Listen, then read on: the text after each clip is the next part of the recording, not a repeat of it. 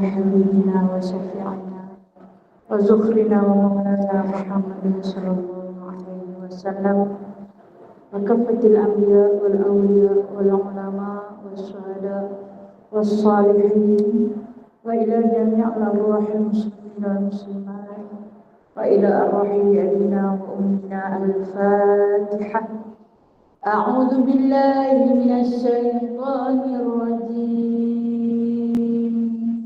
بسم الله الرحمن الرحيم. الحمد لله رب العالمين الرحمن الرحيم مالك يوم الدين. إياك نعبد وإياك نستعين. اهدنا الصراط المستقيم صراط الذين أنعمت عليهم غير المغضوب عليهم ولا الضالين.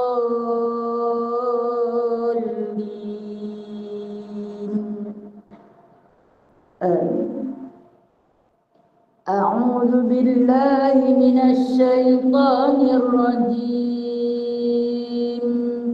بسم الله الرحمن الرحيم. الحمد لله الذي أنزل على عبده الكتاب ولم يجعل له عوجا قيما لينذر بأسا شديدا من لدنه ويبشر المؤمنين الذين يعملون الصالحات أن لهم أجرا حسنا ماكثين فيه أبدا وينذر الذين قالوا اتخذ الله ولدا ما لهم به من علم ولا لآبائهم كبرت كلمة تخرج من أفواههم إن يقولون إلا كذبا فلعلك باخع نفسك على آثارهم إن لم يؤمنوا بهذا الحديث أسفا إنا جعلنا ما على الأرض زينة لها لنبلوهم أيهم أحسن عملا وإنا لجاعلون ما عليها صعيدا جرزا. أم حسبت أن أصحاب الكهف والرقيم كانوا من آياتنا عجبا إذ أوى الفتية إلى الكهف وقالوا ربنا آتنا من لدنك رحمة وهيئ لنا من أمرنا رشدا.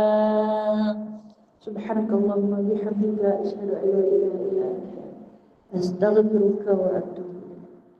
Baca kunut nazilahna. Allahumma shalli ala sayyidina Muhammad wa ala ali sayyidina Muhammad. Allahumma inna naj'aluka fi nuhuri a'daina wa na'udzu bika min shururihim. Allahumma baddid syamlahu wa farriq jam'ahu wa shatit kalimatahu wa zalzil aqdamahu wa sallit alaihim kalman min kilabik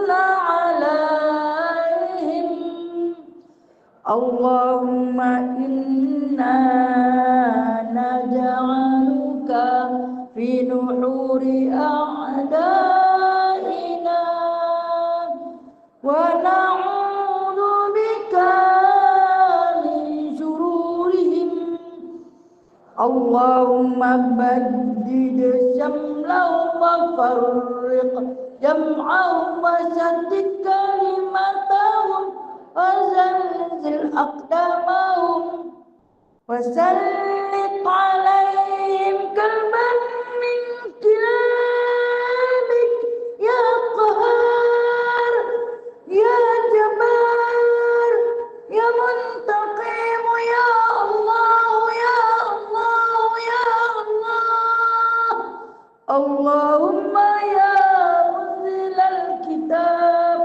يا مجري السحاب يا هازم الأحزاب اهزمهم اهزمهم اهزمهم وانصرنا عليهم ya Allah kami letakkan kamu di batang leher musuh-musuh kami dan kami berlindung denganmu dari kejahatan mereka. Ya Allah hancurkan kumpulan mereka. Ya Allah pecahkan pakatan mereka. Ya Allah leburkan pendirian mereka. Ya Allah musnahkan langkah mereka.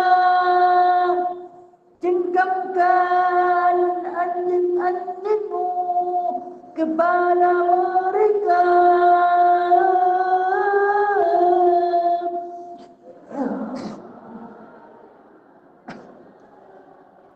Ya Allah yang Maha Perkasa, Ya Allah yang Maha Membalas, Ya Allah, Ya Allah, Ya Allah, yang turunkan kitab, yang gerakkan, yang tewaskan tentera azab. Kalahkan mereka, kalahkan mereka, kalahkan mereka, dan kemenangan untuk kami. Sallallahu alaihi wasallam. Alhamdulillahirabbil alamin. Amin amin. Amin amin ya mujib doa as-sa'ilin ya qabil at-ta'ibin ya rahmat du'afa wal fuqara wal yatama wal masakin. Bismillahirrahmanirrahim. Rabbi shrah li sadri wa yassir li amri wahlul 'uqdatam min lisani yafqahu qawli. Allahumma shalli ala sayidina Muhammad wa ala ali sayidina Muhammad. Rabbi yassir wa la tu'assir. Rabbi tamim bil khair ya karim. Subhanaka la 'ilma lana illa ma 'allamtana innaka antal alimul hakim. Innaka antas sami'ul alim. Innaka antat tawwabur rahim. Amma ba'du fa alhamdulillah, kita datangkan segala puji kehadirat Allah Subhanahu wa taala yang telah melimpahkan rahmat dan karunia-Nya kepada kita. Dan pada pagi ini Allah jemput lagi kita untuk bersama-sama kita menyambung pengajian kitab hadis Nabi Muhammad sallallahu alaihi wasallam bercerita, yang mana sebelum kita masuk kepada hadis yang ke-8 pagi ini, seperti yang saya janjikan pada bulan lalu, siapa yang tak ada kitab, siapa yang tak ada kitab dia boleh beli kat sini. Harga dia RM15.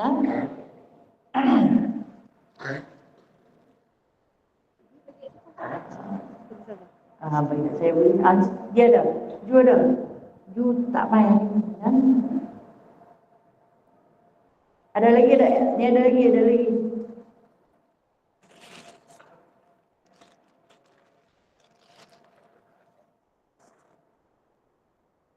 Ada lagi dah. Ambil semua buku siapa yang nak tak lagi. Duit bulan ni pada ni.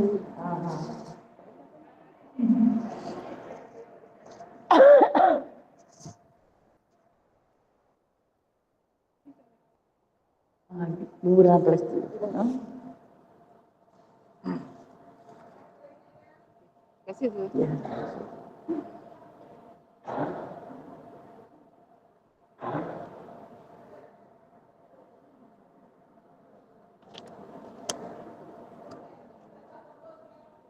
$15.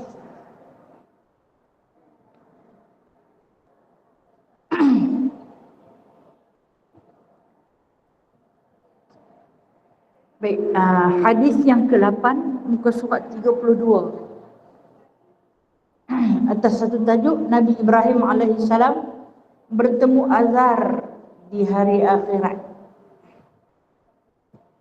Kita baca sama-sama lah. Kita rangkaikan hadis dengan kita membaca dia. Macam mana kita memuliakan Al-Quran, maka kita muliakan hadis. Kerana Al-Quran itu wahyu terus daripada Allah Subhanahu Wa Taala, dan hadis adalah peninggalan Rasulullah Sallallahu Alaihi Wasallam. Sekaligus ada hadis qudsi yang terus datang daripada firman Allah. Bismillahirrahmanirrahim. Tak dengar pun. An Abi Hurairah radhiyallahu anhu. Anin Nabi sallallahu alaihi wasallam qala: Yalqa Ibrahimu abahu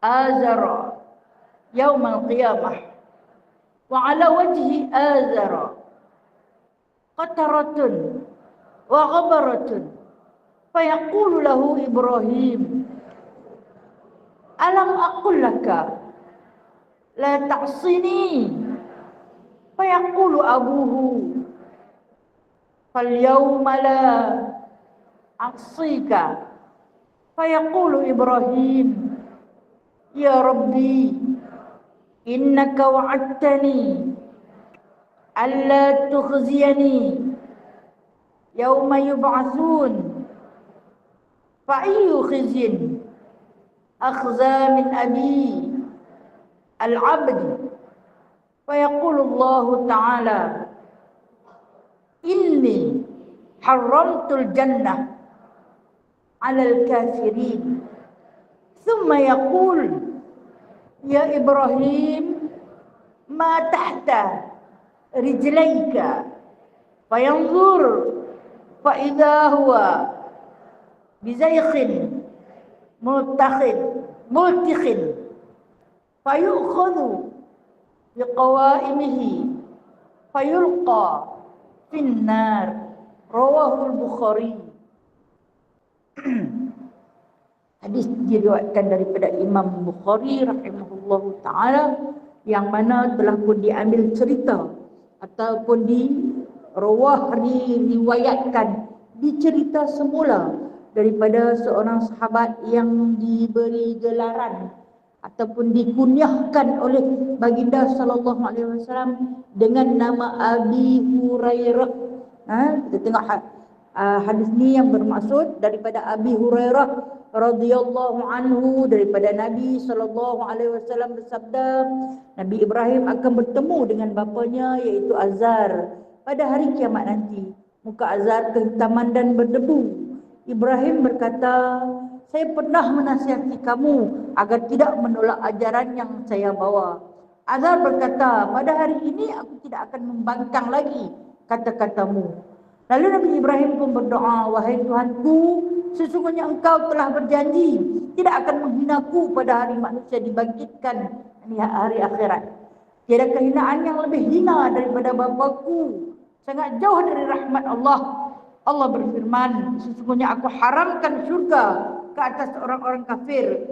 Kemudian Allah Subhanahu wa taala berfirman lagi, wahai Ibrahim, lihatlah apa yang ada di bawah kedua kakimu. Maka Nabi Ibrahim melihat seekor dubu yang berbulu lebat dan berlumuran dengan darah. Dihimpunkan ke semua kaki-kaki dubu itu, kemudian dia dilempar ke dalam api neraka. Hadis diriwayatkan daripada Imam Al-Bukhari, diambil cerita daripada Imam Abu Hurairah radhiyallahu anhu, yang mana di antara sahabat yang paling banyak meriwayatkan hadis, 7 orang sahabat yang paling banyak meriwayatkan hadis, dan Abu Hurairah ialah yang pertama paling banyak ni, dia meriwayatkan hadis berjumlah 5,374 hadis. Ditanya kepada para ulama yang menyusun hadis, kenapa antara para sahabat yang begitu dekat dengan Nabi, Sayyidina Abu Bakar As-Siddiq, Sayyidina Umar Al-Khattab, Sayyidina Uthman bin Affan, Sayyidina Ali bin Abi Talib, mereka antara sahabat yang paling dekat dengan Rasulullah, bahkan mempunyai ikatan persaudaraan yang kukuh dengan baginda sallallahu alaihi wasallam. Selain jadi menantu, jadi mertua, kan dekat sangat. Tapi pasal apa dia pun tak boleh riwayat hadis sebanyak yang diriwayatkan oleh Abu Hurairah? Maka dijawab oleh siapa? Sayyidina Ali rahimahullahu taala karamallahu wajhah, mengatakan Abu Hurairah ni dia masuk Islam pun terlewat. Dia masuk Islam pada tahun ke-7 Hijrah. Tahun ke-7 Hijrah ni lepas Rasulullah balik daripada buat umrah qada. Kira dia sempat duduk dengan Rasulullah SAW 4 tahun sahaja. Dia berdampingan dengan Rasulullah 4 tahun. Tapi dalam masa 4 tahun, dia boleh meriwayatkan hadis paling banyak. Walhal yang duduk daripada kecil dengan Rasulullah pun ada. Tapi kenapa dia yang memiliki hadis paling banyak dan kesemuanya sahih belaka? Maka dijawab oleh Sayyidina Ali rahimahullahu ta'ala radhiyallahu an, mengatakan dia yang sentiasa berdamping dengan Rasulullah sebab dia tak ada rumah. Kan saya cerita dia ahli ketua daripada ahli Sufah. Tempat duduk dia ialah di dalam Masjid Nabawi. Selepas Nabi wafat, dia duduk di belakang masjid, di belakang makam Nabi, tempat dia duduk. Dan bersama-sama dengan dia tu ada lebih kurang, ada yang mengatakan 70 ahli Sufah yang memang duduk di situ, tak pergi ke mana dah. Ada yang mengatakan 400 kalau yang ada rumah, tapi banyak main duduk di situ. Kalau dicampur-campur yang duduk di luar ahli Sufah ni, mereka yang berkhidmat semata-mata untuk Rasulullah dan Allah Subhanahu wa taala. Jadi dan dia memiliki kebijaksanaan dia, iaitu dia otak dia cergah. Otak dia cergah. Dia kuat hafazan dia, dan dia mempunyai kebijaksanaan dalam mencatat, belajar, mendengar dan menghafaz, seterusnya mencatat. Sebab tu dia di antara jutawan hadis. Pernah satu ketika selepas baginda Nabi SAW wafat, dia macam hilang arah. Tang mana nak pergi cari guru lagi ni, sebab guru dia dah pun tiada, Nabi dah pun wafat. Kemudian dia melihat di kalangan para sahabat yang meninggalkan masjid, bersegera meninggalkan masjid seawal pagi, tak duduk dah dalam masjid untuk belajar sebab guru dah tak ada. Kemudian mereka lebih mengarah ke pasar, pekan, bekerja, berniaga, memborong dan sebagainya. Dan tindakan ini berlaku berlarutan sampai kepada zaman Sayyidina Ali. Jadi dia nak buat macam mana, nak ajak orang pagi ramai balik ke masjid, mendengar ilmu. Sebab apa? Dia yang cuba sampaikan ilmu yang ditinggalkan daripada Rasulullah, dia cuba sampaikan. Tapi kurang perhatian, kurang sambutan. Orang leka dengan kerja sebab selepas baginda wafat, Allah Ta'ala limpahkan kekayaan di muka bumi. Kemudian satu hari dia nak mencari ke mana hilangnya jemaah-jemaah masjid ni, hilang di mana. Jadi bila dia keluar satu hari, dia keluar pergi ke pasar, dia dapati ramai orang di pasar melebihi ramai jemaah dalam masjid. Macam kita lah, kalau kita pergi tengok di dalam pasar malam, lebih ramai daripada di dalam masjid. Jadi suasana sebegini amat menyedihkan kepada Sayyidina Abu Hurairah. Lalu dia kata macam mana nak buat bagi dia patah balik ke masjid. Dia pun panggil, wahai semua ahli-ahli suka, ahli-ahli pasar semua, kumpulkan. Dia kata, mai sini aku nak beritahu dekat hangpa. Pasal apa hangpa semua dah berkumpul di sini?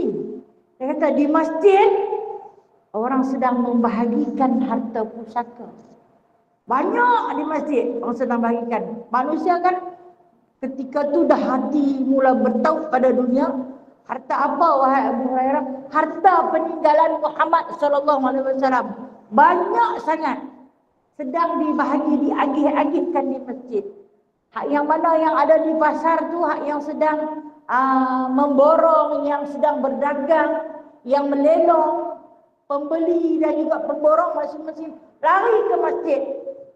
Lari ke masjid seperti mana mempercayai dakwaan Abu Hurairah. Bila mai ke masjid tak ada apa pun, nampak adalah Sayyidina Uthman bin Affan sedang berkhutbah. Ada kata Sayyidina Ali sedang berkhutbah, maksud dia sedang berkuliah. Mana dia Abu Hurairah ni mengumumkan ni ya. Kata sedang bagi harta. Lepas tu dia pun diikut depa, dia ikut gerombolan manusia yang berlari berebut-rebut nak kutip harta pusaka Nabi Muhammad sallallahu alaihi wasallam yang sedang dibagikan. Dia pun tengok-tengok tak ada apa. Jadi dia kata, hang nak menipu kami ni? Hang nak menipu kami? Mana dia? Itu yang sedang dikatakan. Itu adalah peninggalan Nabi sallallahu alaihi wasallam. Itu adalah harta yang paling berharga yang bakal kalian bawa sampai ke akhirat nanti. Kenapa tak kamu kutip? Itu adalah pusaka baginda sallallahu alaihi wasallam. Kata main-main dia bukannya main, dia nak ajak depa kembali ke masjid untuk menuntut ilmu. Itu di antara salah satu sifat Abu Hurairah radhiyallahu anhu. Panjang cerita dia kalau kita nak cerita. Insya-Allah jumpa hadis dia kita cerita sikit. Lama-lama banyaklah. Baik. Kita tumpukan kepada hadis Nabi sallallahu alaihi wasallam yang mana kata Abu Hurairah ni aku dapat anin Nabi. Mana dia aku dapat terus daripada lidah Nabi sallallahu alaihi wasallam. Hadis ni dia nak cerita sesuatu yang belum berlaku. Sifat Rasulullah, dia dah menceritakan sesuatu yang dah berlaku pada zaman Nabi Adam alaihi salam. Dia ada menceritakan satu cerita yang berlaku pada surga. Dia ada menceritakan sesuatu cerita yang berlaku pada masa yang akan datang. Dan dia pernah menceritakan sesuatu yang berlaku pada hari kiamat. Jadi hadis yang kita baca, hadis yang ke-8 ni, dia menceritakan sesuatu yang bakal berlaku, tak berlaku lagi. Bakal berlaku pada hari kiamat. Dan baginda punya sifat bukanlah kirim. Baginda tidak pernah berdusta, melainkan yang benar-benar belaka. Apa kata baginda? Yalqa Ibrahim abahu azar yaumal qiyamah. Kata Nabi Muhammad sallallahu alaihi wasallam akan bertemu oleh Ibrahim bapanya, bapanya. Ada hadis, ada ulama muhaddisin mengatakan Azar ini bapa Nabi Ibrahim, ada yang mengatakan bapa saudara Nabi Ibrahim. Namun sebahagian besar ulama muhaddisin mengatakan Azar ni bapa Nabi Ibrahim alaihissalam. Memang bapa, betul bapa kandung dia. Jadi dia jumpa bapa dia pada hari kiamat nanti. Dia kata wa ala wajhi Azar qataratun wa ghabaratun. Yang mana dia kata dia melihat muka Azar ni dalam keadaan qatarah. Qatarah tu hitam. Maksud dia hitam belegam. Qatarah. Kalau aswad pun hitam. Tapi kalau qatarah ni hitam macam arang tu. Hitam macam arang tu, walau dikepak pun tetap arang, tetap hitam. Kan? Dia hitam sampai ke dalam. Yang mana dia kata bukan saja hitam, bahkan berdebu, kotor. Hitam dan kotor. Maksud dia qatarah wa ghabarah, hitam dan kotor. Kenapa keadaan yang sedemikian? Bila dah tengok, sebenarnya dalam suasana pertemuan Nabi Ibrahim alaihissalam dengan ayahnya ni, iaitu suasana baru bangkit daripada mahsyar, hendak dibentangkan amal, hendak dihisapkan amal. Jadi hadis ini menguatkan, mengatakan kita boleh bertemu dengan mak ayah kita di hari kiamat nanti. Sama ada mereka beriman atau kita beriman, atau mereka kafir atau kita kafir, na'udzubillah. Yang kafir boleh bertemu dengan yang beriman. Apatah lagi yang beriman dengan beriman. Boleh bertemu. Ini dalil hadis mengatakan boleh bertemu dengan mereka pada hari kiamat nanti. Cuma dalam keadaan yang seperti ditetapkan oleh Allah. Kalau amalan saleh, maka indahlah wajahnya. Kalau amalan maksiat, maka sebeginilah qatarah wa ghabarah, hitam dan kotor. Itu hadis ini dijadikan dalil. Maka bertemu dia, apa hajat ayah itu bertemu dengan Sayyidina Ibrahim alaihissalam? Fayaqulu lahu, fayaqulu lahu, dia kata, siapa kata? Nabi Ibrahim alaihissalam. Bila dah tengok muka ayah dia hitam legam, dengan keadaan yang kotor, dengan pakaian yang tiada, aqulu laka la ta'sini, bukankah telah aku katakan? Aqul dia didatangkan dengan hamzah istifham bertempel pada fi'il amar. Bukankah aku dah kata? Kalau kita bahasa Pulau Pinang, aku kan dah kata, aku dah abang-abangkan. Itu kata-kata baginda Nabi Ibrahim alaihissalam. Apa dia kata? La ta'sini, janganlah engkau mengkhianati aku. Ta'sini ni maksudnya jangan tolak ajaranku. Aku dah kata dah kan? Wahai ayah. Okey, kita kenal Nabi ayah kepada Nabi Ibrahim alaihissalam melalui cerita di dalam Al-Quran. Surah Hud ada cerita, surah Anbiya ada cerita, surah Mukmin ada cerita tentang ayah kepada Nabi Ibrahim alaihissalam, yakni adalah seorang pengukir, pencipta berhala. Dia adalah menjadi asbab orang-orang menyembah berhala kerana sentuhan ukiran yang dibuat oleh Azar ini adalah sentuhan yang paling halus, cantik. Maka kebanyakan orang lebih suka menempah hasil ukiran daripada Azar. Walaupun ramai pada ketika tu yang membuat berhala, namun hasil buatan tangan Azar ini lebih halus, lebih cantik. Maka dia mencari nafkah dengan membuat berhala. Baik, kita tengok Nabi Ibrahim alaihissalam dilahirkan sebagai seorang nabi daripada keturunan lelaki pembuat berhala, tapi jadi nabi. Kita faham iman tidak boleh dipusaka. Iman tak boleh dipusaka. Kemudian hikmah, dia tak duduk serumah lahir-lahir dengan ayah tu. Mak tepi beranak dia di dalam satu gua, tempat asing. Bahkan dia tak makan lagi apa yang telah pun ayah dia usahakan. Sebaliknya, dia makan dan minum dengan pemberian Allah. Dengan pemberian Allah. Yang mana cerita dalam Al-Quran, dia hanya menghisap ibu jari dia, melalui ibu jari dia. Di sebelah kanan keluarnya susu, di sebelah kiri keluarnya madu. Yang ada minuman, dia diberi minum, diberi makan oleh Allah Subhanahu wa taala, dengan diberi pendidikan oleh Jibril alaihissalam. Dan Allah Ta'ala menghendaki seseorang hamba itu terpelihara daripada kemaksiatan. Kita nampak masa awal itu macam sian, terpaksa pergi beranak dalam gua, makan tak ada apa, tak ada kan. Tetapi sebenarnya Allah sedang merancang sesuatu yang terbaik untuk Rasulullah ni. Dan bila mana dia dah berakal, baru dibawa turun. Dia berdialog dengan bapa dia Azar. Kan Azar marah dekat dia, Azar baling dia dengan batu. Azar kata, jangan berdiri dekat sini, aku kejam sampai mati. Dengan batu-batu ni itu di antara sejarah dia dengan Azar. Dan akhirnya Azar halau dia keluar daripada rumah dan dia duduk di tempat lain. Dia bermula berdakwah. Di antara nabi-nabi yang banyak cerita dalam Al-Quran, yang ketiga paling banyak cerita dalam Al-Quran ialah Nabi Allah Ibrahim alaihissalam. Dan kalau baca tentang Nabi Ibrahim alaihissalam, dia banyak berdoa. Banyak kalimah-kalimah doa dia yang dirakam, yang kita beramal sampai hari ini.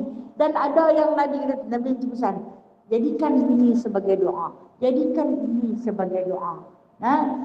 Bila Nabi pesan macam tu, kita ambil, insyaAllah kita kongsi di antara doa-doa Nabi Ibrahim alaihissalam untuk diri dia, ahli keluarga dia dan zuriat keturunan dia. Ini kita lah, insyaAllah ta'ala. Dan kemudian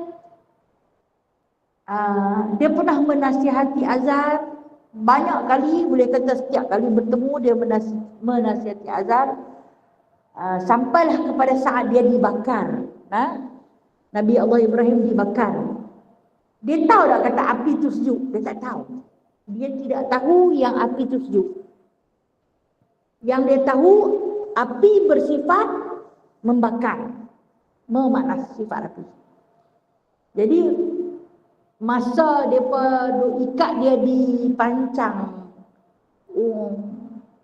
di satu tempat berdilan untuk dibedil masuk ke dalam unggun api itu, Azar, pembuat berhala, ayah dia pernah hadir kepada dia. Aku dah katakan, perkataan mula ayah dia kata, aku dah katakan, hang jangan ingkar cakap aku ni. Dia ulang balik cakap ayah dia dekat dia. Aku dah katakan hang jangan ingkar cakap aku. Hang nak ingkar juga, tengok orang nak bakar lah. Jadi hang nak minta tolong dekat siapa, aku pun tak boleh tolong hang dah ini. Itu yang datangnya Jibril alaihissalam. Baik Ibrahim, hang nak minta aku buat apa? Hang nak minta tolong apa dah aku? Kata Ibrahim, kalau kepada engkau wahai Jibril, tak ada apa aku nak minta. Dia tak minta kat Jibril. Nak minta pada siapa? Minta pada Allah. Dan Allah Ta'ala pun terus berfirman, Qulna ya naru kuni bardan wa salaman ala Ibrahim. Terus Allah berfirman. Dan itulah di antara doa Nabi Allah Ibrahim. Okey. Kita kembali balik kepada cerita Azar ni. Jadi bila jumpa dengan Azar ni pada hari kiamat kelak, Ibrahim pun mengulang kata-kata yang telah dikatakan oleh Azar kepada dia. Dengan katanya, aqul laka la ta'sini. Bukankah aku dah kata, hang jangan ingkar apa aku suruh. Hang jangan ingkar daripada segala seruan aku, menolak ajaran aku. Sebab apa? Sebab Azar ni melihat sendiri, selepas 7 hari 7 malam Saidina Ibrahim di tempat bakar, keluar dalam keadaan sihat. Azar tengok, tak jadi apa? Kenapa tak mau beriman? Sampai dah dapat tengok mukjizat yang terbesar pun tak mau juga. Jadi kalau kata hari ni, kita kata ulang paku buah kerah. Ulang paku buah kerah. Dia main nak minta tolong kepada Nabi Allah Ibrahim alaihissalam. Jadi jawab Azar, fa yaqulu abu, maka jawab bapanya, yakni Azar, fal yauma la a'sika. Tak apalah kalau macam tu. Dia kata pada hari ni aku tidak akan membangkang lagi. Tak apa, hari ni aku tak mau ingkar lagi. Aku akan ikut kata-katamu, aku akan dengar apa yang engkau kata. Boleh lagi kah? Boleh lagi kah? Hari itu dah tak boleh dah. Hari itu yang dipanggil hari penyesalan. Wa yaqulu Ibrahim, apa kata Nabi Ibrahim alaihissalam bila dia tengok keadaan ayah dia yang begitu teruk. Kalau kita kata tenat, orang nak mati, tapi ini bukan nak mati dah. Kematian dah pun dihapuskan. Hari itu ialah hari pembalasan. Dia tengok wajah yang hitam legam dalam keadaan terlalu kotor.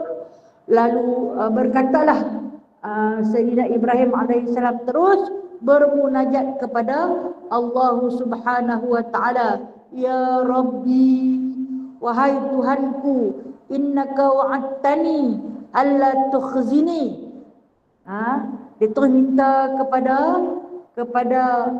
Allah Subhanahu wa taala, saya punya handphone tinggal 7. Bateri dia 37. Siapa yang ada handphone boleh belajar dekat sahabat Google Meet, share kat depa. Pagi ni saya terlupa cas. Mungkin sebab sibuk kot. Siapa boleh belajar, kesian kat sahabat kita, saya ketinggalan.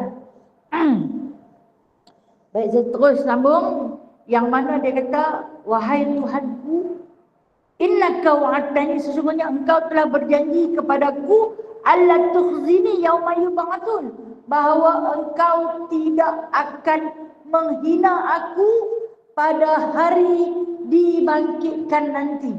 Pada hari apa? Pada hari kiamat nanti.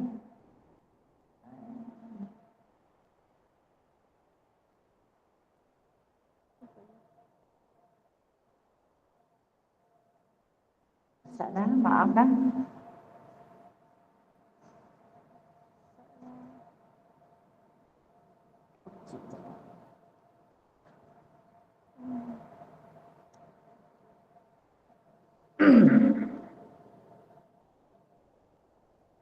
Mai saya pakai yang ni boleh? Powerbank, ambil powerbank saya lah. Tak sama. Ha? Tak sama. Nak powerbank di mana? Ni saya tak bawa dia punya kabel tak sama. Tak apa, buat dulu. Okey, kita tengok dia minta kepada Allah Subhanahu Wa Taala agar tidak menghinakan dia pada hari kiamat nanti. Apa permohonan dia? Okey, puan-puan boleh catat. Saya kata saya nak bagi satu doa. Doa yang minta agar tidak dihinakan pada hari kiamat nanti.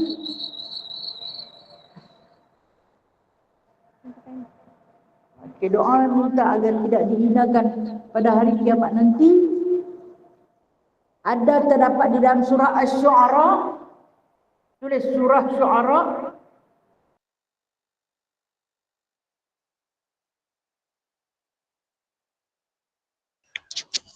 Ustazah buka suara, Ustazah. Ustazah buka suara. Ustazah tak ada suara. Okey, sekali lagi saya ulang. Surah Asy-Syu'ara ayat 87, 88 dan 89.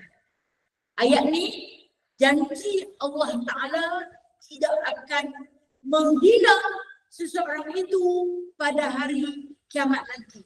Apa ayat tu? Saya baca pendekat nanti puan-puan boleh balik buat dalam Al-Quran tentang munajat Nabi Allah Ibrahim AS, yang mana kata Nabi Ibrahim AS, a'udzubillahi minasyaitonirrajim, wala tukhzinina wala tukhzini yaumal qiyamah, ataupun ada disebut wala tukhzini yauma yub'atsun. Kata Nabi Allah Ibrahim, janganlah engkau hinakan aku pada hari dibangkitkan. Hari apa? Yauma yanfa'u malun wala banun, iaitu pada hari yang tidak memberi manfaat sebarang jenis harta dan juga anak cucu. Illa man atallahu biqalbin salim, kecuali mereka yang datang bertemu Allah dengan hati yang salim, dengan hati yang sejahtera. Ayat 87 hingga 89, jadikan dia sebagai doa yang kita boleh bawa pada tempat-tempat mustajab. Contoh tempat mustajab iaitu di antara azan dan iqamah. Ini doa selepas azan. Kita boleh juga jadikan dia tempat mustajab sebelum memberi salam di dalam setiap solat fardu ataupun sunat, dan dia tempat mustajab itu pada sujud yang akhir. Dan ianya boleh kita munajatkan pada ketika hujan lebat. Itu antara tempat-tempat mustajab yang dicadangkan oleh baginda Nabi SAW bagi orang yang tidak tinggal di kota Mekah dan kota Madinah, yang memiliki tempat dia yang memiliki makan tempat mustajab. Tapi kita ada masa-masa, dan ada satu waktu pada hari Jumaat lebih kurang 20 minit sebelum masuk waktu maghrib, boleh kita munajatkan doa ni, iaitu petikkan ayat daripada surah Syu'ara ayat 87, 88 dan 89, iaitu munajat Nabi Allah Ibrahim memohon kepada Allah, wala tukhzini yauma yub'atsun yauma la yanfa'u malun wala banun illa man atallaha biqalbin salim. Tapi kenapa ya? Kalau tak apa ya, baru nak cari surah, baru nak buka Al-Quran, pakai. Berlalulah waktu mustajab tersebut. Apa maknanya? Dalam surah Syu'ara, Nabi Allah Ibrahim bercerita dengan Allah Subhanahu wa Ta'ala tentang zuriatnya, tentang keturunannya. Di antara zuriat keturunan Nabi Allah Ibrahim ialah Nabi Muhammad sallallahu alaihi wasallam. Dan Nabi Allah Muhammad sallallahu alaihi wasallam tidak menyempitkan zuriat itu kepada keturunan baginda sahaja, tapi Nabi Muhammad sallallahu alaihi wasallam mengumumkan perkataan zuriat itu kepada seluruh umat-umatnya. Maka kita termasuk dalam doa ini. Ya? Kita termasuk dalam doa ini. Andai kita umat Muhammad sallallahu alaihi wasallam. Apa permohonan, janganlah kau hinakan kami pada hari dibangkitkan nanti, ya Allah. Jangan kau hinakan aku di sini tukhzini. Tapi kita boleh tukar kepada tukhzina. Gunakan dhamir na mutakallim bil khitab sebab abad kita kami ramai. La tukhzina yaumil qiyamah. Ada dalam tiga surah Ali Imran kan, jangan kamu hinakan kami pada hari kiamat. Hari kiamat tu hari apa?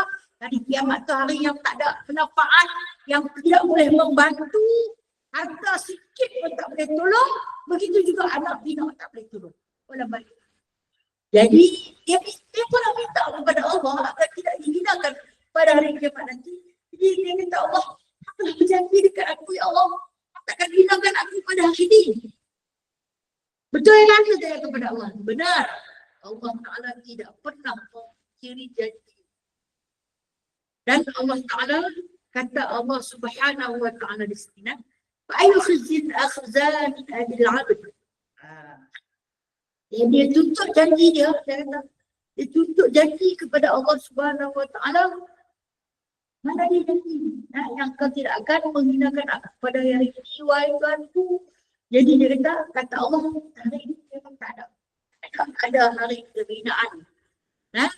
Tetapi yang kembali dia kata, oleh kerana bapa dia tidak jauh daripada rahmat Allah Subhanahu wa Ta'ala, hari ini kata Allah Subhanahu wa Ta'ala, sesungguhnya haramtu, aku haramkan al-jannah, surga itu alal kafirin, ke atas orang-orang kafir. Azarni kafir. Nabi Allah Ibrahim alaihissalam tak dapat membantu. Di dunia pun tak boleh tolong, di akhirat pun tak dapat membantu kerana sesungguhnya saya sebut tadi, iman tidak boleh dipusukai. Tak boleh dipusukai. Kita kena mujahadah cara ini. Jangan asal kita dalam aku syukur lahir dalam Islam. Islam daripada bangka, daripada keturunan. Kemudian bersenang-lenang saja jadi Islam, tanpa bermujahadah, tanpa bersusah payah mencari petunjuk, mencari redha Allah. Jadi maka dia tidak lagi dikatakan orang yang bermujahadah dalam Islam. Kita terkena bermujahadah. Bermujahadah ni orang yang sungguh-sungguh susah payah. Nak hidup sebagai orang Islam, kena susah payah. Kalau tidak, dia hidup senang-lenang saja. Dia tak boleh nak susah payah sikit pun. Tidur tak boleh bangun awal. Sembayang banyak pergi, berpuasa tu lapar. Tapi kita sanggup berlapar. Menahan dahaga. Bangun malam, bangun tengah malam, tengah-tengah sedap tidur. Terjaga bangkit. Pergi di ayat yang bersolat. Siapa nak bermujahadah dalam Islam. Bersusah payah. Nak bina iman yang ada sebab kita dah lahir daripada bangsa Islam. Alhamdulillah. Kita tak pernah minta dilahirkan dalam Islam, tapi Allah bagi percuma. Alhamdulillah. Dan kemudian apa cerita yang lahir dalam kafir? Kesian. Tu Allah suruh kita berdakwah. Cerita dekat tentang Islam agar mereka semua masuk kepada agama Islam. Ini yang dilakukan oleh para rasul. Mengajak manusia memeluk agama Islam. Tapi kalau kita hari ni, kita hanya di dalam kelompok kita saja, kita tak bermujahadah lagi. Tu saya kata, buat cita-cita sayuk ke, sembang-sembang, pelawak-pelawak kena selit sikit. Pilih cita-cita ikan tu ke, kan? Pilih roti ke, boleh juga kan? Saya kata dakwah agar kita tak ditanya di akhirat nanti. Tapi pikiran 20 tahun dia tak suka pun, sikit pun dia tak suka. Itu tanggungjawab kita lah. Dan ini yang dituntut oleh Nabi Ibrahim, dia dah jalankan. Dia dah jalankan dakwah dia. Tapi ayah dia tak mengikut dia. Ayah dia nak dituntut di akhirat. Bolehkah? Tak boleh. Tapi dia nak bagi juga kasih sayang seorang anak. Nabi Ibrahim kan, Allah SWT sebut dalam Al-Quran tentang ujian Allah kepada Nabi Ibrahim. Sesungguhnya kami telah menjadikan Ibrahim itu awwab. Allah ni hati dia lembut. Hati seorang bapa. Nanti pun. Jadi bila dia tengok ayah dalam keadaan yang parah sedemikian, maka kelembutan hatinya ketika itu membuatkan dia bermohon kepada Allah untuk Allah menunaikan janji agar tidak dihinakan ayah dia dan dihinakan dia. Dia rasa terhina sangat. Kalau orang tengok tu, Ibrahim tu, ayah dia tu yang nak dilemparkan nama mereka. Dia rasa terhina sangat. Tengok ayah dia dalam keadaan yang sedemikian. Yang mana diceritakan oleh baginda Nabi SAW, pada hari dikumpulkan nanti, pada hari kita akan dipertimbangkan nanti, ditimbangkan oleh Allah.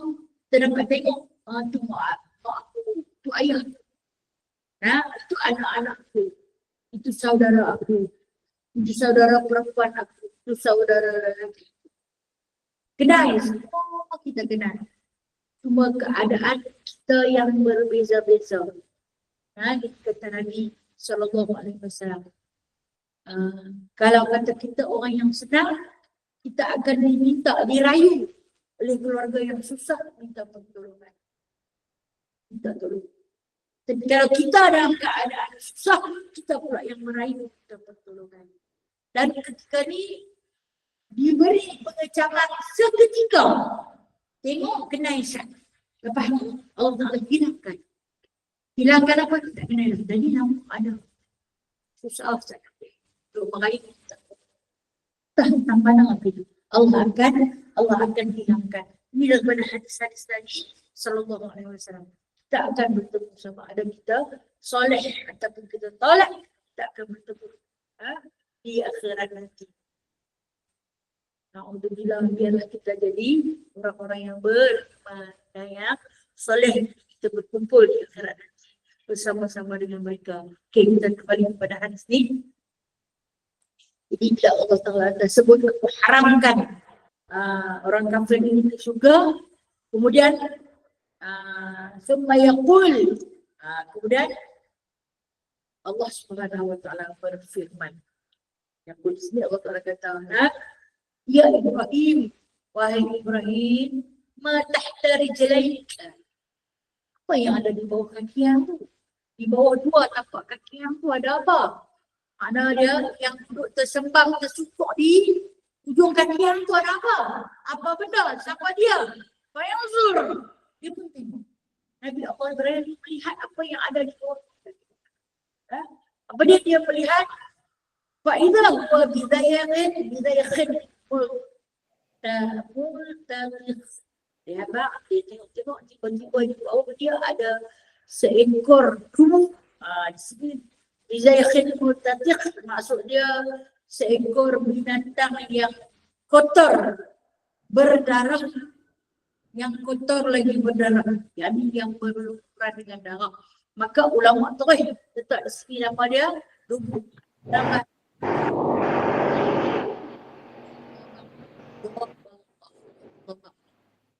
lubuk ni ialah sejenis binatang. Kalau kita akan tengok dokumentari, dia tunjuk binatang ni dia anjing. Dia daripada keluarga anjing yang najisnya seperti anjing, najis dia berat tapi dia lebih bodoh daripada anjing. Jadi dia lagi bodoh daripada anjing sebab makanan dia najis dan bangkai. Kalau dia binatang yang suka berkumpul, berkawan tapi suka rampas sambung makanan orang lain. Kalau binatang lain yang punya memburu susah payah dapat tengah orang tidur dari mati dia baru sampai lah. Dia suka rapat binatang buruan orang lain dan kemudian mereka akan pulakan dengan makan najis. Najis terlebih dahulu. Kalau kata dia pun binatang yang malas berusaha tunggu siapa yang ditangkap. Susah payah Pak Belang tu punya habat. Nah, sampai terjelek-jelek nak dapat. Bukan kata sekali habat dapat. Sebab dia orang sampai 3 hari. Aku dapat. Kau berbagai dia pun sampai. Lepas sampai benda yang pula dia makan ialah najis. Itu nama dia tabak. Yang dulu rupa dia lebih buruk daripada anjing. Lebih buruk daripada anjing dan dia lebih kotor. Sebab tu dalam hadis ni Nabi sebut bizaikhat mutatih, itu binatang yang kotor dan berdarah. Muka dia tu tak elok langsung. Tak ada siapa dekat pintu-pintu. Orang pun tak bela dia kan. Dia kalau kata di dalam hutan, dialah binatang yang paling dibenci oleh semua binatang. Bahkan kalau binatang yang berburu dia pun dia tak akan. Dia berhenti buat apa? Dia berhenti duduk saja bagi mampus. Kemudian dibiarkan dia jadi bangkai betul-betul terlampau kotor, isi dia pun busuk. Binatang lain tak mau makan dia. Punya gila dia agak. Anjing yang bernama Dukuk dia adalah seekor anjing yang paling gila. Jadi apa cerita dia? Tiba-tiba dia yakin Allah Ibrahim ni ada anjing Dukuk ni. Apa hikmah dia? Bila Nabi Ibrahim tengok macam tu ada di kaki dia duduk yang begitu punya kotor, maka dihimpunkan kaki-kaki duduk. 4 kaki tu ada tu. Keempat tu. Lempak balik terus masuk dalam naga. Ditanya siapa yang tukar lempak tu? Adakah Nabi Allah Ibrahim? Tak, Nabi Allah Ibrahim turunkan langkah dia. Duduk, dia tengok binatang yang kecil berada di dekat dengan kaki dia, dia duduk. Kemudian dia ditangkap oleh malaikat untuk diumbankan dalam neraka. Apa dia kata-kata daripada Nabi SAW? Allah Subhanahu Wa Taala ubah rupa bentuk azar tadi menjadi seekor duduk. Yang mana pada awal tu boleh sembang minta pertolongan kepada Nabi Allah Ibrahim, tetapi bila dah jatuh simpati kasihan Nabi Ibrahim kepada azab, Allah Ta'ala tukarkan. Allah Ta'ala tukarkan daripada rupa ayah Nabi Ibrahim itu menjadi seekor binatang yang paling hina, iaitu seekor bubuk. Nak membuktikan bahawasanya manusia di hari kiamat nanti selepas mereka mengecam saudara-saudara mereka, kemudian Allah Ta'ala akan tukarkan jasad menjadi binatang-binatang hina agar mudah dilemparkan ke dalam neraka. Untuk ahli syurga kalau tengok, tak kenal dah. Timbang-timbang kotak sangat benar, buang. Jadi hilanglah rasa sedih dia, rasa kasih kepada ayah dia hilang. Jadi di sini Allah Ta'ala tunaikan janji, aku tak hina Ibrahim, tapi aku hina binatang tersebut. Bila Ibrahim tengok, Ibrahim mengundur langkah. Kerana binatang paling jijik, dia mengundur langkah. Maka binatang yang jijik, yang kotor itu adalah tempatnya di neraka. Dan kemudian apa perkataan najis di sini? Orang kafir, orang yang mensyirikkan Allah, mereka itu adalah najis. Maka najis tempatnya bukan di syurga. Di syurga adalah tempat yang elok-elok belaka, yang harum belaka. Sehingga kan dikatakan adakah semua manusia akan ditibakan? Kata baginda Nabi SAW, baginda menjawab dengan dua jawapan. Manusia ada yang ditukarkan secara total, seluruh tubuhnya menjadi binatang liar. Ada yang ditukar badan sahaja, ada yang ditukar kepala sahaja. Ya? Untuk dilemparkan ke dalam. Kenapa?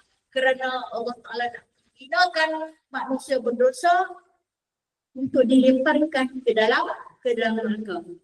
Dan ditanyakan oleh Nabi Allah Ibrahim alaihissalam kepada Allah Subhanahu Wa Ta'ala, apa yang dilemparkan itu? Itulah azan. Itulah azan. Aku tukarkan muka bentuk dia menjadi babak, jadi tubuh, untuk kau pandang pun kau tidak, tengok pun tidak, kotor. Nah, jadi sesuatu yang kotor itu bukan tempatnya di surga, sesuatu yang tidak itu bukan tempat di surga. Ini maksud daripada kata-kata Nabi Muhammad yang ada satu binatang yang kotor berada di bawah kaki Nabi Ibrahim alaihissalam. Okey, kita tengok nah. Antara kisah-kisah yang disebut oleh Allah Ta'ala, kenapa ditanya, kenapalah Ibrahim itu diberikan seorang ayah yang kafir.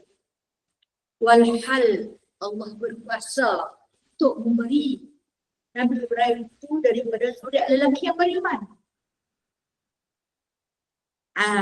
Hadis ini untuk Allah Ta'ala ceritakan kepada kita, sesungguhnya iman yang Allah Ta'ala beri ini kepada siapa yang dia suka.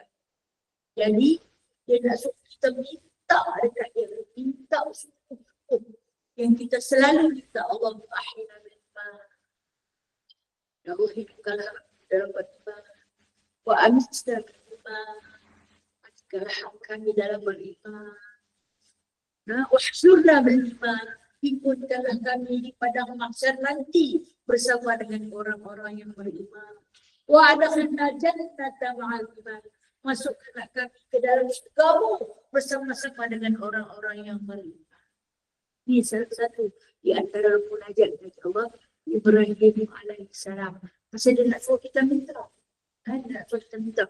Bila mana Allah Ta'ala takdirkan untuk kita kenapa di kalangan ahli keluarga kita tidak ada yang beriman. Kenapa? Sebab Allah Ta'ala beritahu kepada kita suasana yang sedemikian ini. Tak suruh kita minta sungguh-sungguh seperti mana yang tersebut di dalam surah Al-Tahrim. Allah Subhanahu Wa Ta'ala bercerita kepada Nabi Muhammad sallallahu alaihi wasallam berkenaan dengan orang yang terdekat, saudara mara, anak bina, suami isteri, tapi kenapa masing-masing tak ikut haluan dengan surga, ada ke neraka. Dalam surah Tahrim ayat 10, kalau nak silap saya ayat 10, iaitu yang pada Allah Subhanahu Wa Ta'ala kata, daraballahu masalan lilladzi nakafaru ra'atan Nuh wa ra'atan Lut. Kami telah membuat perumpamaan, Allah telah membuat perumpamaan kepada orang-orang kafir, iaitu cerita tentang Imrah Lut dan Imrah Nuh, isteri kepada Nabi Allah Nuh dan isteri kepada Nabi Allah Lut. Kita tahu cerita dalam Al-Quran banyak tempat Allah bercerita tentang isteri Nabi Allah Nuh yang mati ditenggelami banjir. Allah Ta'ala cerita tentang isteri Nabi Allah Lut yang ketika mana Allah Ta'ala hantarkan tepikan malaikat Jibril dibalikkan bumi. Isteri Nabi Allah Lut salah seorang daripada penghuni yang dibinasakan. Dan kemudian Allah tanya balik kan, kenapa tahta abdaini min ibadina salihaini. Pasal apa? Isteri Nuh ni jadi macam tu sebab mereka tu telah mengkhianati suami-suami mereka. Hei isteri suami kami, suami Nabi. Kenapa isteri menjadi penghuni neraka makhanata rumah? Dua-dua tu mengkhianati. Walau yughniya. Pasal dia berkhianat, pasal hamba tak mau, aku tak bagi. Bila hamba tak mau, aku tak bagi. Itu yang kita kena cari petunjuk dan hidayah. Kalau hamba tak mau, aku tak bagi. Kena cari. Kita duduk berusaha mencari dan belajar. Keluar hari-hari, buka hari-hari. Cari apa? Mencari hidayah Allah. Agar Allah limpahkan ke dalam hati kita. Diberikan taufik. Buka jalan. Taufik tu buka satu jalan. Ada lampu, ada cahaya untuk kami. Merintis jalan tersebut. Menuju surga Allah. Mencari rahmat Allah. Walaupun kita daripada keturunan yang baik-baik, jangan berbangga dengan keturunan. Tak ada apa. Bahkan kata Allah, aku jadikan isteri kepada Nuh dan Lut tu ingkar. Dia pun tak boleh tolong lah. Kata Allah, falam yuqdi'an huma min Allah syai'a. Sikit pun dia pun tak boleh tolong.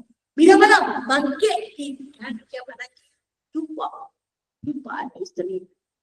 Bertemu Nabi Allah dengan anak-anaknya, dengan isteri dia. Tapi tak boleh nak bagi pertolongan. Falam yuqdi'an. Tak boleh tolong. Hendak Allah Ta'ala tekankan bagi jadi binatang hina depan dalam mereka. Nak menghilangkan rasa duka cita sebab nak hadir kepada Allah dalam keadaan qalbu salim, hati yang sejahtera, tak yang seronok saja. Yang dikatakan ahli syurga nanti punya seronok sampai tak tidur. Ahli neraka nanti punya azab sampai tak tidur. Pasal apa ahli neraka tak tidur, tak boleh nak tidur langsung. Punya kena azab setiap saat. Tak pernah berhenti. Ahli syurga pula pasal apa sampai tak tidur? Punya sedap, punya nikmat sampai tak tidur. Sampai tak tidur.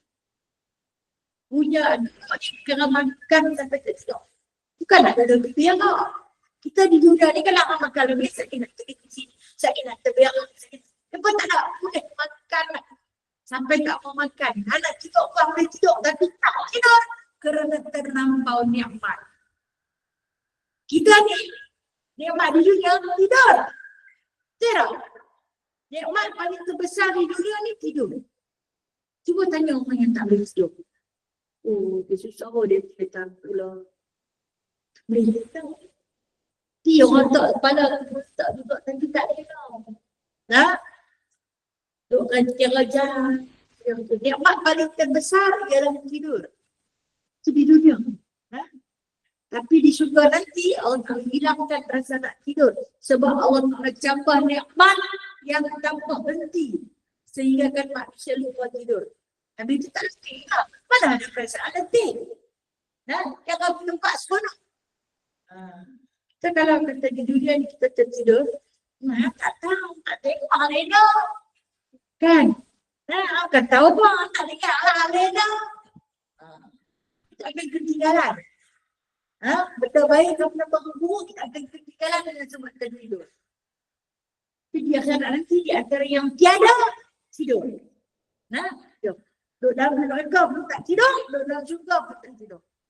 Duduk seorang kat situ lah. Kalau dalam neraka duduk kat situ lah. Ni perumpamaan yang Allah Ta'ala letak. Jadi bila kita kembali kepada sambungan ayat surah Tahrim ni, kita tengok kata Allah Subhanahu Wa Ta'ala. Baca surah Tahrim kan? Yang mana sambungan ayat yang ke-11 kata Allah, wa daraballahu mathalan lil ladzina amanu ra'atan fir'aun. Dan kami buat perumpamaan kepada orang-orang yang beriman. Cerita pasal siapa? Imra'at Fir'aun, isteri Fir'aun. Isteri Fir'aun kita dah baca ibunda kepada Nabi Allah Musa alaihi salam, kan? Yang diberi nama Asia. Jadi Azar, ini Asia juga. Dia lah. Yang mana ketika mana dia bermunajat kepada Allah Ta'ala. Qalat Rabbi bini baitan. Waktu dia bermunajat kepada Allah Subhanahu Wa Ta'ala, wahai Tuhan, binakanlah kepada aku satu rumah. Nah, permohonan dia, baitan fil jannah. Wanajini min Fir'aun, dan jauhkanlah aku daripada Fir'aun. Waktu isteri Fir'aun bermunajat pada Allah, dia minta ketika dia nak digaji serta dalam Al-Quran azab yang telah pun diletakkan oleh Fir'aun kepada isterinya kerana mengikut agama Musa, dia ikan dijemur di tengah panas lalu digaji pada anggota-anggota dia, untuk dia merasa azab, kesakitan dan dia tukar akidah.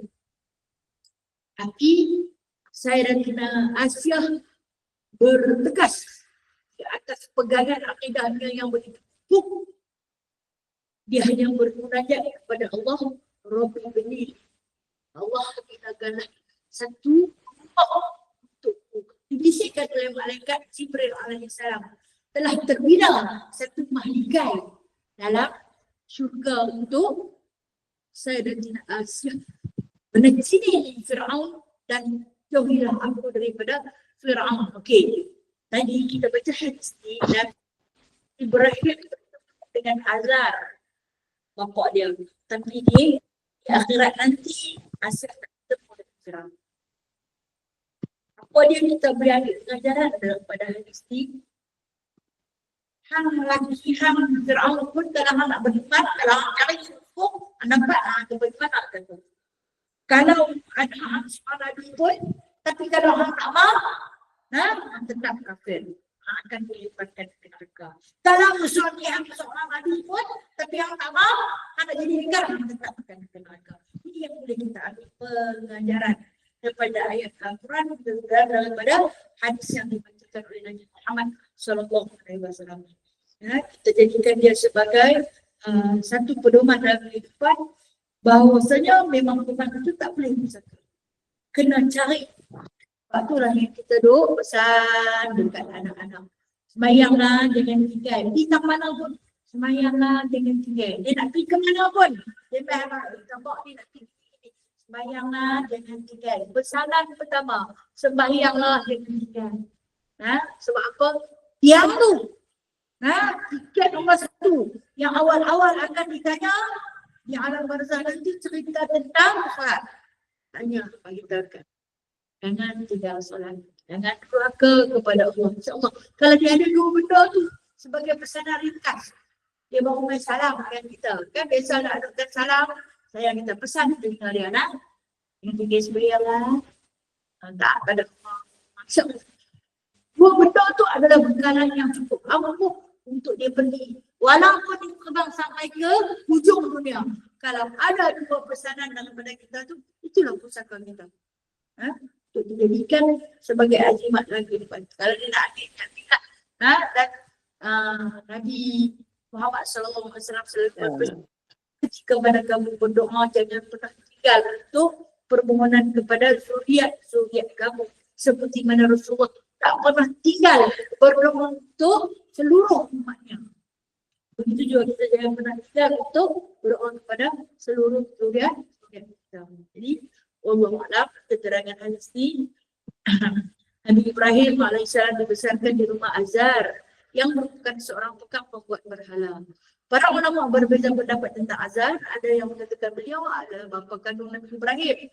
Dan ada yang mengatakan beliau adalah bapa saudara atau bapa angkat kepada Nabi Ibrahim AS. Nabi Ibrahim sangat menyayanginya dan memanggilnya dengan panggilan yang sangat lembut. Ya abad. Ya abad. Yang wahai ayahku yang tercinta. Namun hidayah dari Allah Ta'ala, Azar berdegil dan tetap dengan berhalanya. Allah sama sekali tidak akan membenarkan orang kafir memasuki surga. Mereka kekal dalam neraka selama-lamanya walaupun mereka adalah keluarga terdekat kepada seorang Nabi yang mulia. Selain itu, hadis di atas juga mengingatkan kita kepada kekuasaan Allah yang tidak terbatas. Allah mampu mengubah tubuh badan manusia kepada rupa binatang jika dikehendakinya. Dalam sejarah, Bani Israel pernah diubah menjadi kera-kera akibat mendurhakai larangan Allah Subhanahu Wa Taala, iaitu menangkap ikan pada hari Sabtu. Telah pun kita bacakan dalam sejarah dunia, Allah Taala pernah meningkatkan Bani Israel menjadi kera, dan kita baca dalam Al-Quran dia boleh tukar jadi babi. Boleh tukar jadi babi kerana keingkaran. Itu yang berlaku pada zaman sebelum Nabi Muhammad sallallahu alaihi wasallam. Kemudian bila mana akhirnya Nabi Muhammad sallallahu alaihi wasallam bagi kita bermohon kepada Allah Azza wa Jalla agar umatnya tidak ditukar menjadi binatang yang hina. Ketika mati, wahai Allah, tutuplah aib mereka. Sebab tu Allah tutup aib, walau sejahat mana pun kita tengok, elok saja. Ya Allah. Saya sudah hadis yang ke-8 pada hari ini. InsyaAllah rezeki dan bulan depan berkata kau Nabi Lut yang kita berbalikkan. InsyaAllah ta'ala semua dia akan baca kepada kita petikan Al-Quran yang diriwayatkan daripada Ibnu Abbas radhiyallahu anhu. Sayyidina Abdullah bin Abbas. Ada soalan tadi.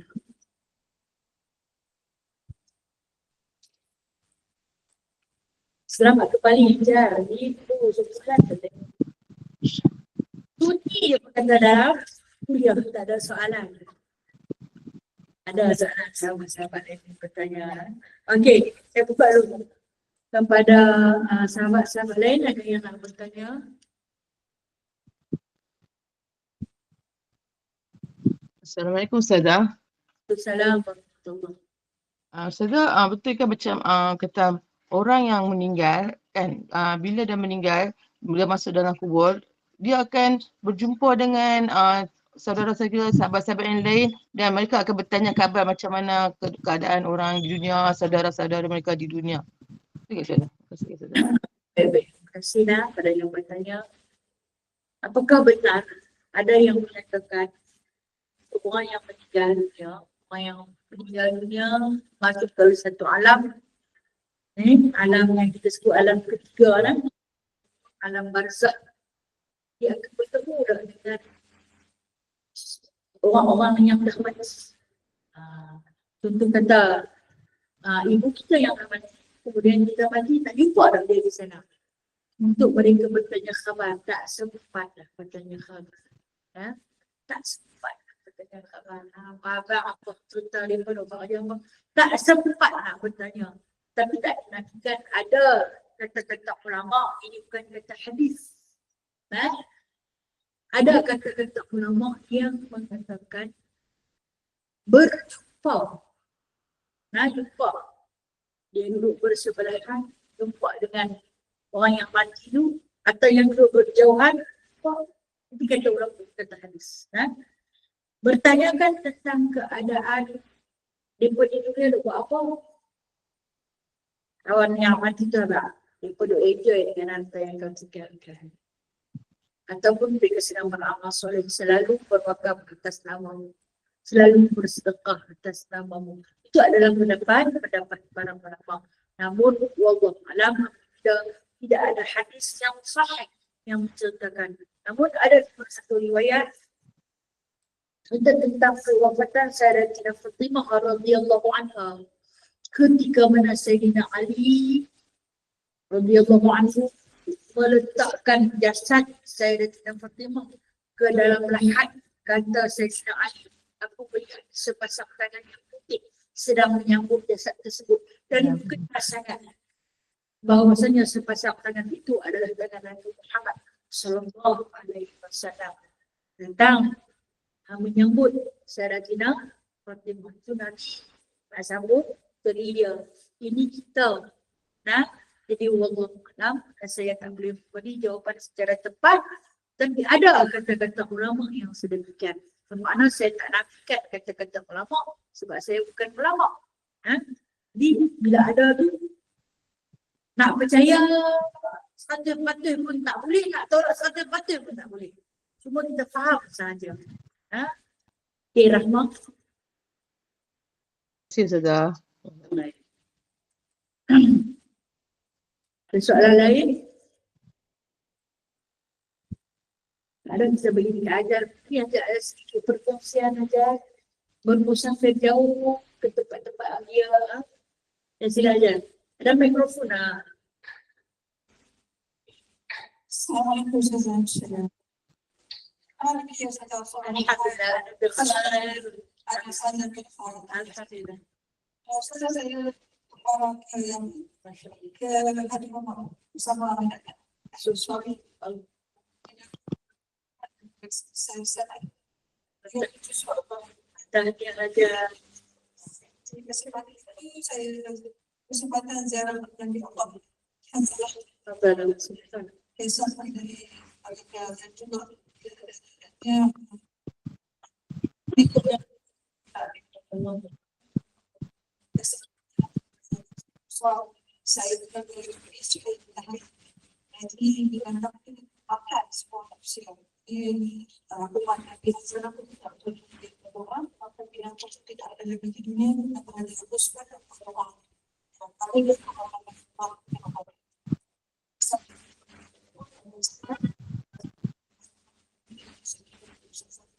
pukul 1 jam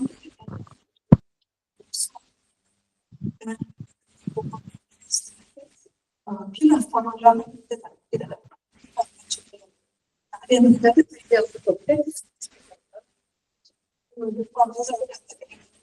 Wallah alam. soalnya saya undang Ustaz Allah berkenaan dengan bulan 40 dalam istilah sah disebut sebagai hinas. Apa? Hinas. Ramai yang sedang cantik Apa cantik dong hinas? Aduh. Bodoh dan bangang. kita tahu susah selalu nanti paling itu dalam hati kenapa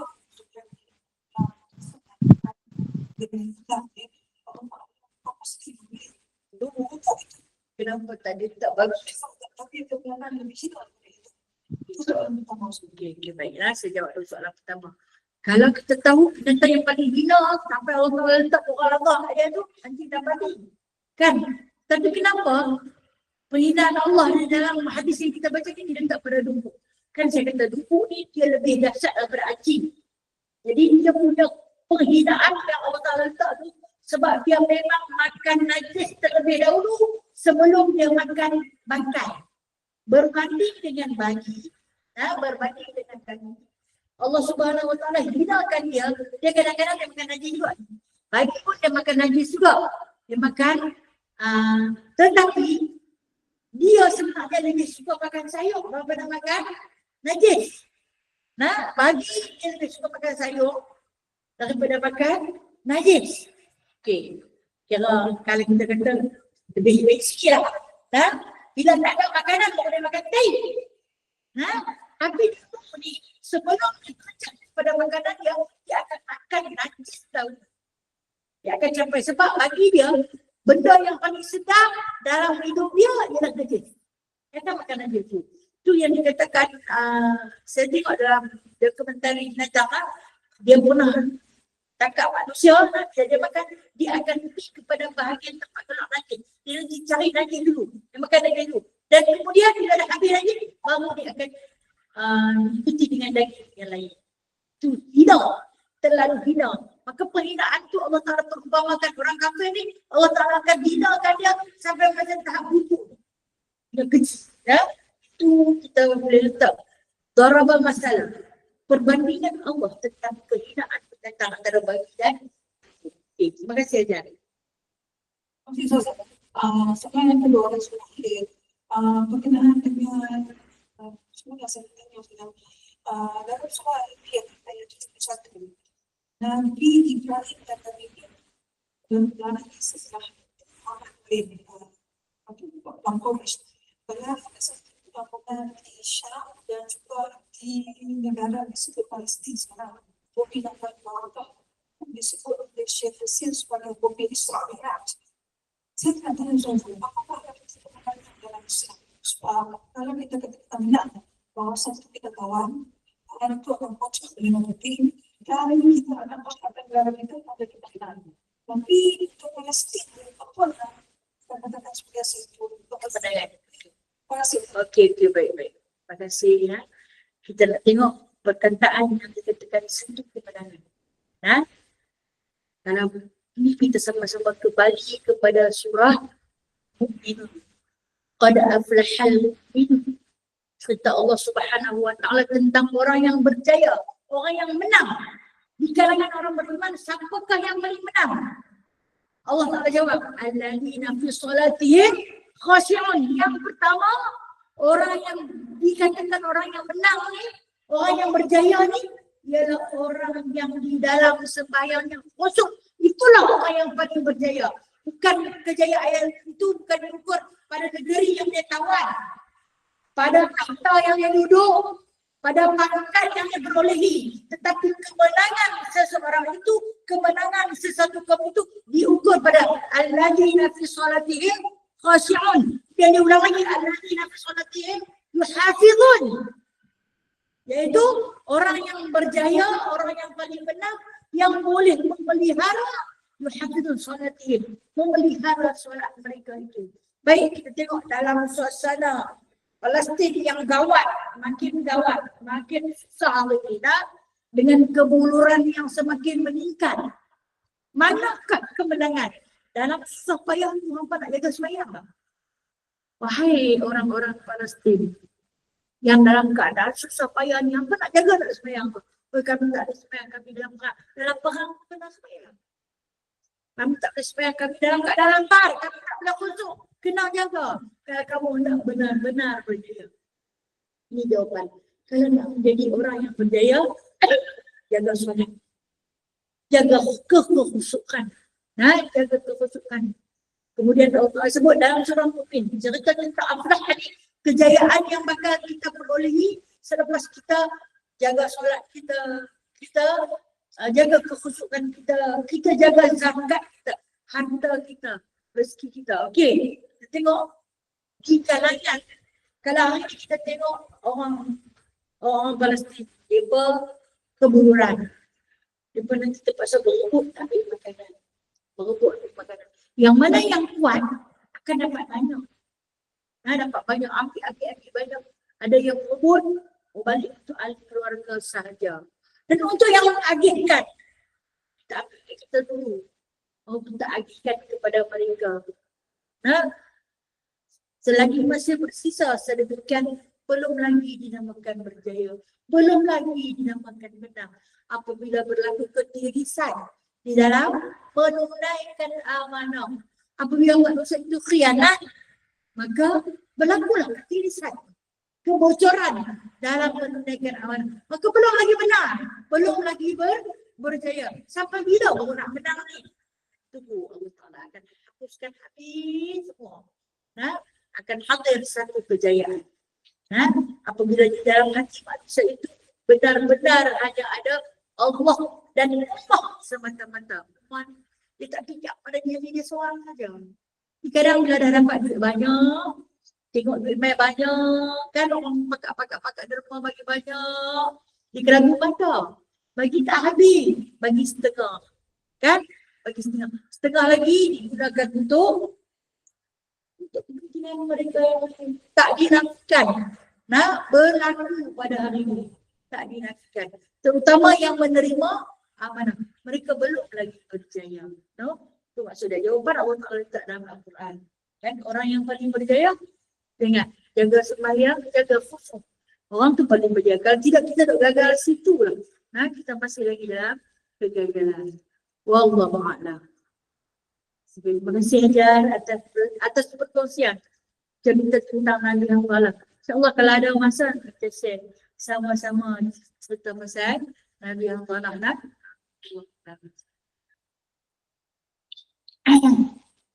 Anak-anak saya dah ambil masa banyak, hampir setengah jam.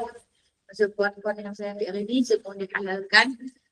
Masa orang 1 minit pun berharga. Jadi saya dah gunakan yang baik itu Allah punya, yang mana kurang adalah daripada diri saya sendiri. A'udzubillahi minasyaitonirrajim. Bismillahirrahmanirrahim. Alhamdulillahirabbil alamin hamdan katsiran hamdan yuwafi ni'amahu wa yukafi mazidah. Ya Rabbana lakal hamdu kama yanbaghi li jalali wajhikal karim wa 'azimi sultanik. اللهم افتح علينا فتوح العارفين بحكمتك وانشر علينا رحمتك وذكرنا ما نسينا يا ذا الجلال والإكرام. اللهم أحينا بحياة العلماء وأمتنا بموت الشهداء واحشرنا بزمرة الأولياء وأدخلنا جنة مع الأنبياء عليهم الصلاة والسلام. اللهم زدنا علما نافعا وفهما واسعا ورزقا حلالا طيبا ومباركا. وصلى الله على سيدنا محمد والحمد لله رب العالمين. تقبل الله منكم منا ومنكم تقبل يا كريم. Terima kasih semuanya. Assalamualaikum warahmatullahi wabarakatuh. Waalaikumsalam. Terima kasih Ustazah. Ustazah. Terima kasih Ustazah.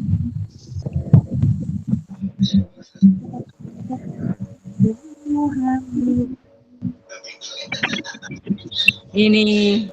Hai Kak Syam. Assalamualaikum. Tapi ya. Tapi dekat rumah. Oh. Okey, baik. Assalamualaikum semua. Waalaikumsalam. Waalaikumsalam. Warahmatullahi